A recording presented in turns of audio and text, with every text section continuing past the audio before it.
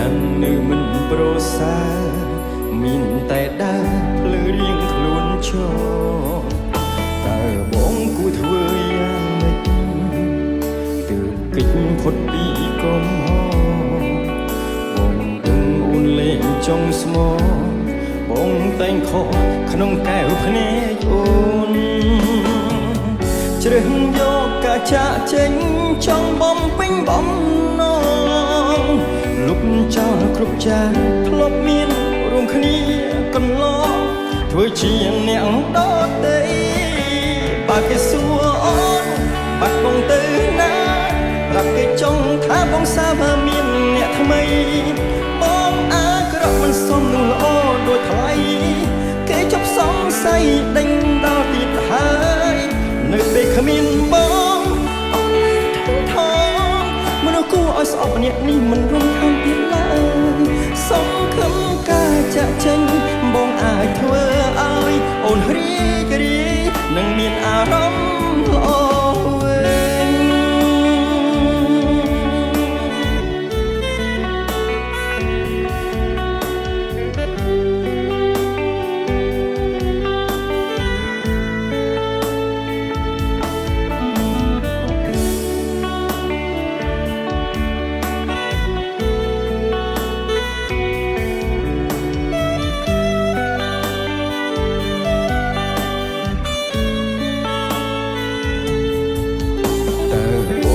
ធ្វើយ៉ាងម៉េច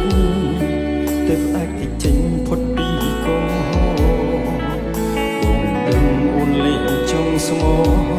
បងតែងខកក្នុងកែវភ្នែកអូនជ្រើសយកការចាក់ចេញចង់បំពេញបំណងលុបចោលគ្រប់យ៉ាងធ្លាប់មានរួមគ្នាកន្លងធ្វើជាអ្នកដទៃបើគេសួរអូនបាត់បងទៅណាប្រាប់គេចង់ថាបងសាបើមានអ្នកថ្មីបងអាក្រក់មិនសមនោះល្អដូចថ្លៃគេជប់សង្ស័យដេញដល់ទៀតហើយនៅពេលគ្មានបងអូនលែងធំថងមនុស្សគួរឲ្យស្អប់ម្នាក់នេះមិនរំខានទៀតឡើយសង្ឃឹមការចាក់ចេញបងអាចធ្វើឲ្យអូនរីករាយនឹងមានអារម្មណ៍